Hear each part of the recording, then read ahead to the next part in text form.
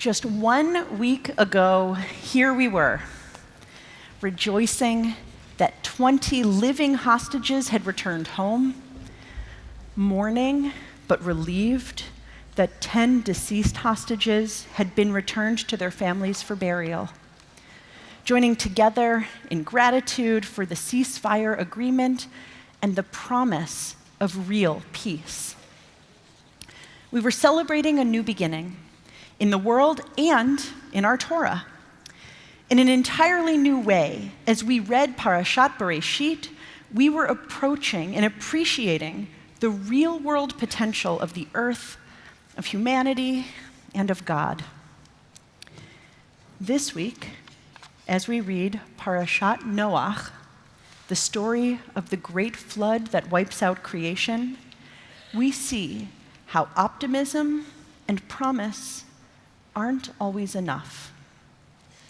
New beginnings require determination and dedication and embracing two sometimes competing but equally Jewish values: justice and mercy.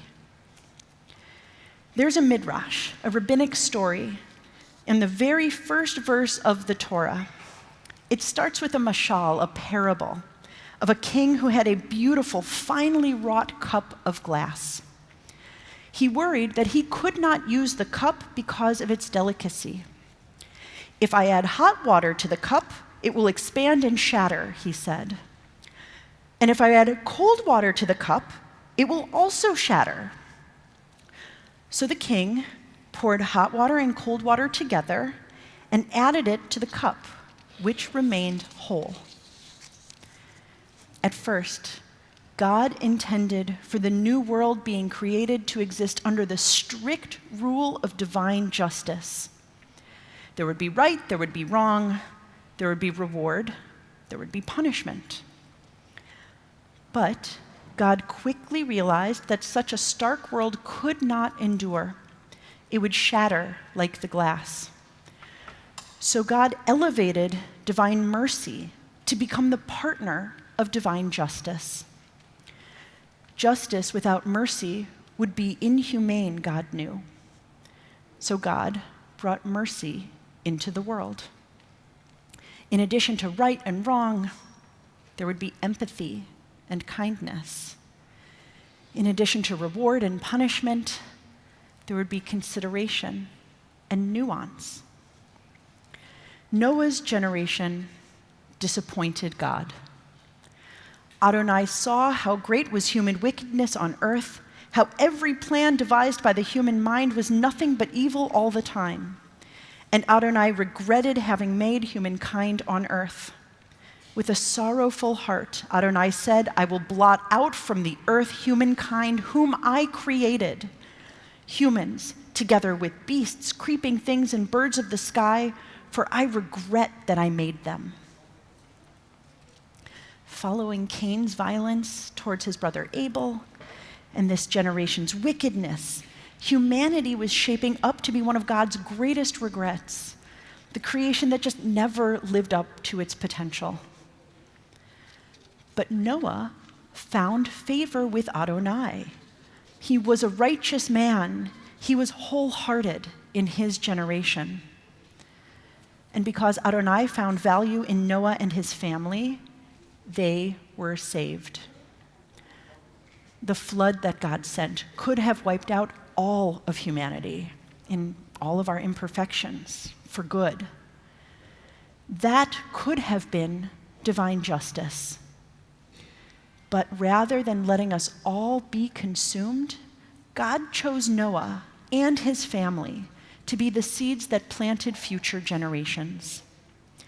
God allowed Noah, and through them humanity, the opportunity to try again. We wouldn't be perfect, but we could learn to be better by trying and failing and trying again. This we can see as divine mercy.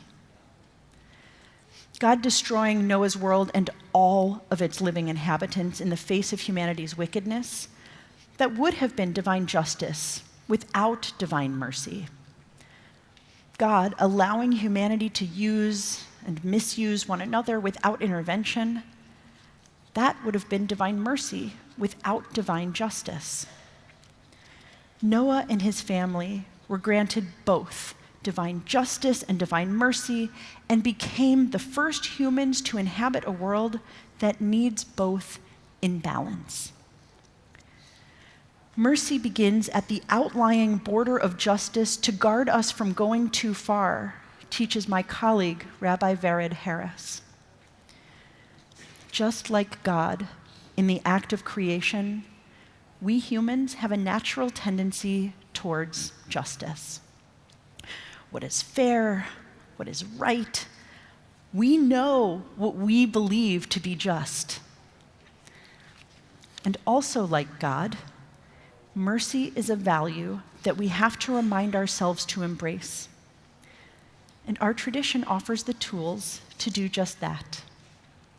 Our daily prayer for peace, Sim Shalom, asks God not just for tranquility, but for a harmony of chen v'chesed v'rachamim, kindness, compassion, and mercy. This is divine peace, complete peace, shalom, a peace that only exists when humanity, like God, learns to balance our need for justice with our ability to grant mercy. The story of the flood in this week's parashah concludes with God promising never again to destroy the earth, its creatures, or humanity. This is the brit, the covenant that God makes with humanity. It is a covenant of mercy. This week, as we read of a ceasefire broken, 2 of Israel's soldiers killed, we see how difficult peace is when it's no longer theoretical and full of potential, but has become a task requiring hard work to bring into being. The break in the ceasefire this week could have been catastrophic. But rather than escalation into all-out war, there was a return to calm. Strict justice for a break in the ceasefire could have meant Israel pursuing justice and renewing the war against Hamas.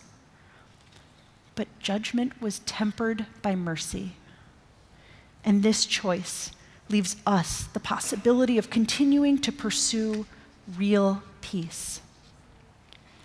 Yesterday, in a program in our pavilion downstairs, Daniel Taub, former Israeli ambassador to the United Kingdom, taught us that peace does not mean finding a solution to all of our problems.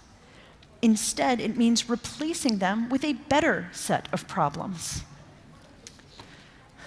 The road ahead will not be easy. This is likely not the last time the ceasefire will be tested by bad actors seeking to break it apart. It will take the determination of all parties to continue to shepherd this ceasefire forward. But we hope and we pray that step by step, better problem by better problem, we will move towards peace. Since the generation of Noah, when God promised never again to destroy the earth, its creatures, and humanity, since God made a covenant of mercy, it has been our task to live up to that brit.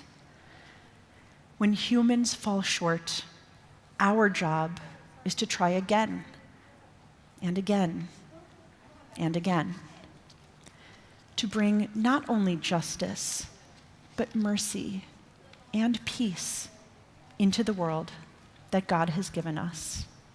Shabbat Shalom.